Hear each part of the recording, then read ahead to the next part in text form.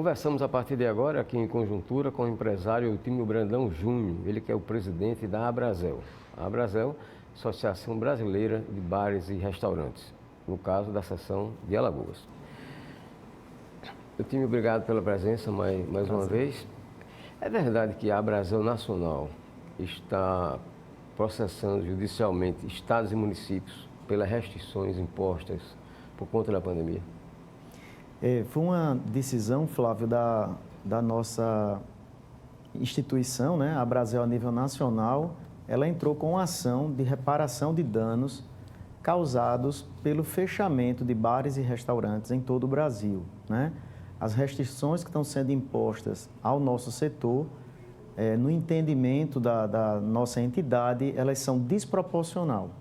E uma coisa que a Abrazel tentou ver com os governantes, tanto de estados e municípios, era quais eram os estudos e os índices que diminuem da pandemia, de contaminação, ao se fechar os bares e restaurantes. Em termos de Brasil, você tem ideia do quanto, em termos de prejuízo, por exemplo, quantas instituições, quantos estabelecimentos fechados, quantos funcionários demitidos, quanto que se perdeu em termos de recursos de dinheiro? Na verdade, cerca de 70% dos empresários de bares e restaurantes hoje trabalham com resultado negativo. Então, vocês imaginem que nós já estamos há mais de 15 meses com restrição no nosso funcionamento. E isso faz com que não tenha empresa, não existe nenhum tipo de estatística que a empresa consiga sobreviver a isso.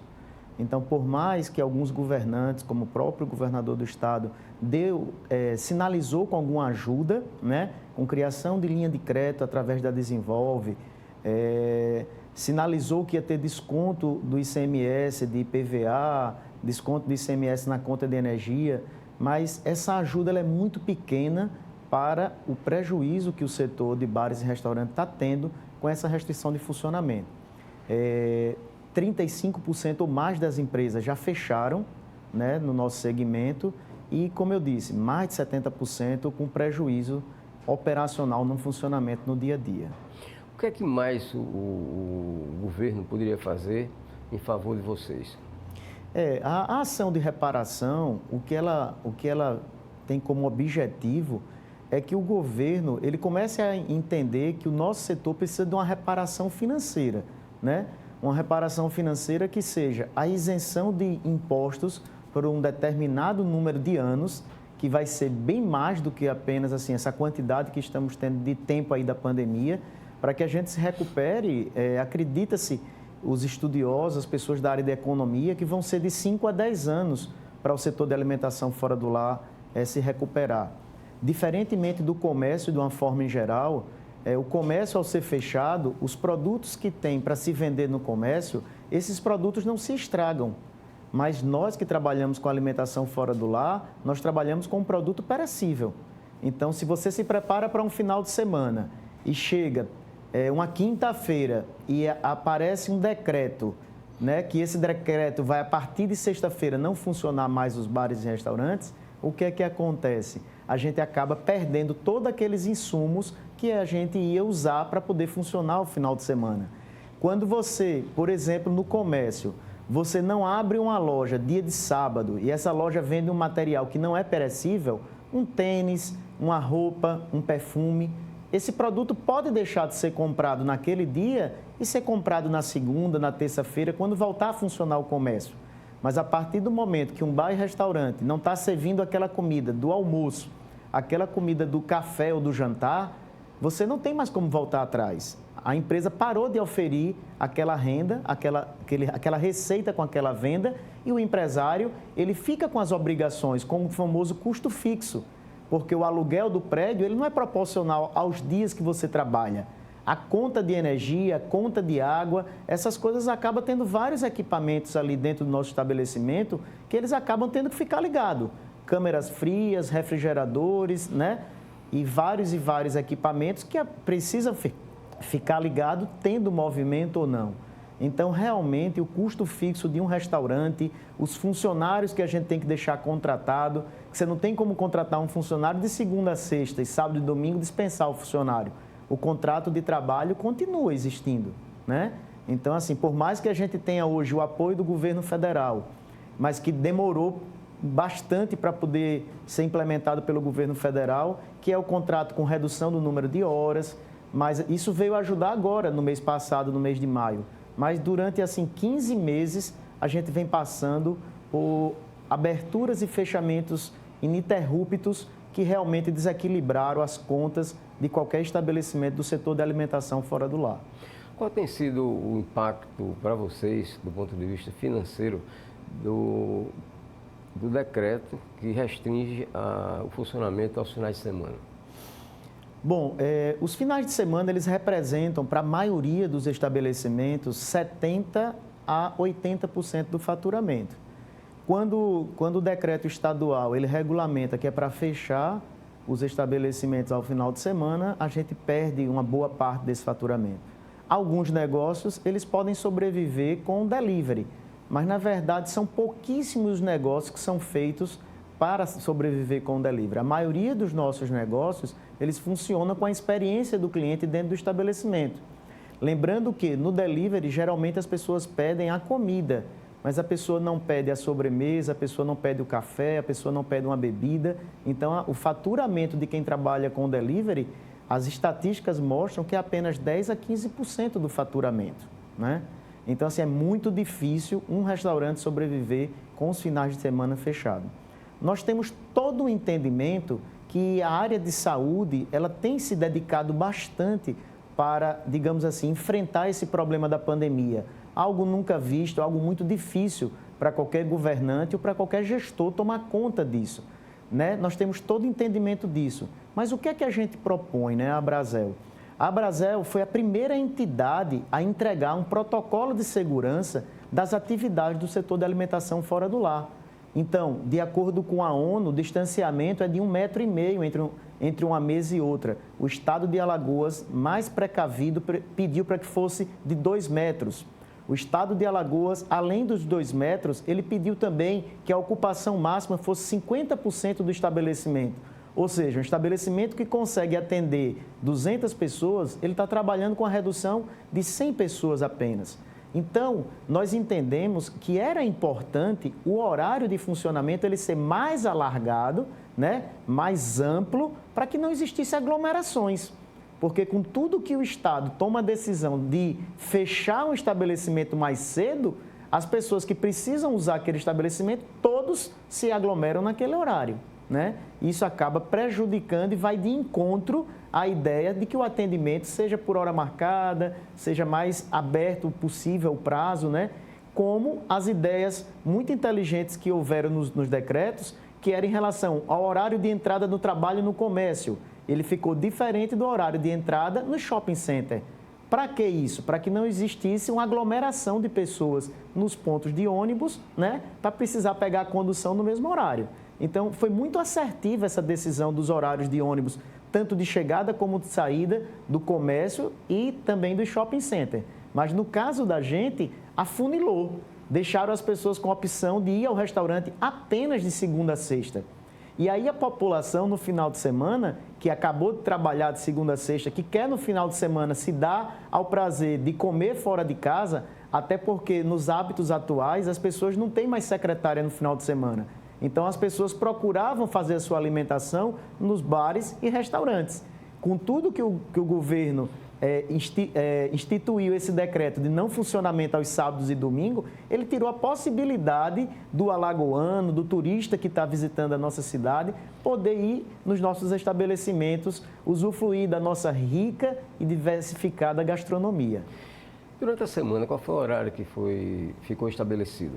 O horário que está estabelecido é das 6 horas da manhã até as 20 horas, onde às 20 horas o estabelecimento tem que estar fechado. Para o estabelecimento estar fechado, o que é que acontece? Nós temos, quem opera no restaurante à noite, tem que entregar a conta ao cliente a partir das 19h20. Então, assim, para se cumprir o decreto pede que às 20 horas o estabelecimento esteja com as portas fechadas e não tenha mais nenhum cliente dentro da casa. Então, assim, não é os clientes assim, terminar o serviço às 20 horas. É às 20 horas o estabelecimento está fechado. E isso é um outro mal entendido, que a maioria dos estabelecimentos acham que não pode servir até as 20 horas. Não é isso, o cliente não pode estar mais dentro da casa até as 20 horas. Então, a gente só pode servir, no máximo, até 19h30, que dali em diante, aí vem a parte da operação de fechamento de conta, de troco, de passar um cartão de crédito, de pegar uma nota fiscal. Então, a gente acaba atendendo bem menos o cliente, né? No geral, quais são as medidas de precaução que vocês têm adotado nos bares e restaurantes? Bom, desde o começo de março, né, assim que foi feito o primeiro decreto de isolamento devido à pandemia, nós começamos a instituir as medidas mais assim, corretas para o setor de alimentação fora do lar, que isso foi feito um trabalho de vários setores, onde teve a área de nutrição, a vigilância sanitária, a própria Abrazel, médicos também participando desses estudos, e nós determinamos que teríamos que ter a distância entre as mesas, a higienização de todas as mesas após o uso. O cliente só pode entrar no estabelecimento após a aferição da temperatura do cliente, o uso do álcool em gel na entrada. Se tiver alguma fila dentro do estabelecimento, tem que se manter a distância de 1 metro a 1,5 metros. O cliente não pode andar dentro do estabelecimento sem máscara. Então, se ele estiver na mesa, ele se senta e pode tirar a máscara para fazer a refeição dele. Mas se ele vai se levantar para pegar uma comida em um buffet, se ele vai para um caixa fazer o pagamento, ou se ele pensa em ir no toalete, toda essa movimentação tem que ser com a máscara. Então, toda a nossa brigada, toda a nossa equipe de funcionários está orientada que se o cliente se levantar, é necessário que ele use a máscara, né? Então, assim, a higienização das máquinas de cartão de crédito, se for um serviço de buffet, foi colocado um protetor salivar, que é aquele vidro que é um anteparo para proteger o alimento de, por acaso, alguém que tire a máscara rapidamente, mas aí os buffets todos se adequaram a colocar esse protetor salivar. Foi colocado na entrada do buffet, onde o cliente vai pegar o prato, luvas cirúrgicas para que as pessoas coloquem luvas descartáveis, para que as pessoas protejam a mão e com aquela mão protegida possa pegar nos talheres do buffet. E assim ela não estaria contaminando o buffet enquanto ela está se servindo. Então, assim, o nosso setor foi o setor que mais se adequou. Por que isso? Porque o setor de alimentação fora do lar, diferente de algumas atividades do comércio, ele sempre trabalhou em parceria com a vigilância sanitária. Então, nós somos auditados e fiscalizados pelo órgão de segurança de saúde, que é a vigilância sanitária. Então, a gente recebe visita constante deles. Nós temos os manuais de boas práticas, nós temos nutricionistas visitando os nossos estabelecimentos, fazendo consultoria. Então, realmente, o setor da alimentação fora do lar, ele sabe trabalhar. Então, assim, o nosso setor vem procurando dialogar com os governantes, né? Com o secretário de saúde, com o governo do estado, com a prefeitura, com os órgãos de fiscalização, para que entenda que o nosso setor precisa conviver aberto com a pandemia. Nós somos uma coisa de utilidade pública. O nosso serviço tem várias pessoas que não têm mais cozinha em casa. Quantas pessoas solteiras, quantas pessoas idosas que não têm mais um cozinheiro? Eles precisam do serviço dos restaurantes maiores, dos restaurantes de self-service, daqueles restaurantes que tem dentro de uma padaria, das lanchonetes. Por que precisa desse serviço? Porque ele não tem mais esse serviço dentro de casa. A sociedade moderna já tem hoje a refeição fora do lar como um lugar que ela precisa usar aquilo ali todos os dias. Então, assim, quando o governante tira essa possibilidade dos clientes, eles deixam os clientes numa situação difícil. Você atua também no setor, no segmento de eventos. Como é que está em relação aos eventos? Esse está difícil. Esse é um setor que tem sofrido bem mais do que o restaurante, né? Porque não está podendo ter nenhum tipo de evento. Mas a gente tem uma associação aqui hoje, né? Que é liderada pelo empresário Sérgio Feitosa. E o Sérgio tem feito um trabalho de visitar vários estados para ver protocolos, iniciativas para poder destravar o setor de eventos e já tem tido algumas sinalizações que vão acontecer, eventos testes no Brasil, onde as pessoas vão poder utilizar um cartão de vacina digital, que hoje você já tem um cartão de vacina digital mostrando as pessoas que já tomaram a primeira dose, a segunda dose, pelo CPF você já tem isso a nível nacional. Então, você imagine que uma pessoa vai poder ir para um evento desde que ela já esteja vacinada com 2 doses. Tem eventos que vão até sugerir que tenha uma antessala, que as pessoas possam fazer o teste de Covid, né? E ali, se a pessoa não tiver o Covid, a pessoa poder participar do evento. Vão ter eventos que vão ter delimitação de áreas, em que pessoas vão estar em áreas para 6 pessoas, para 4 pessoas, como se fossem umas baias, né? Uma região delimitada, onde a pessoa vá para o evento, mas fique ali com um certo isolamento. O que se precisa é a gente imaginar que a pandemia, ela tem a vacinação como a coisa mais importante para a gente poder vencer esse inimigo, né? Porque eu sempre digo que o inimigo não são os governantes, não é a população, o inimigo é o vírus, né? A gente precisa combater a Covid-19.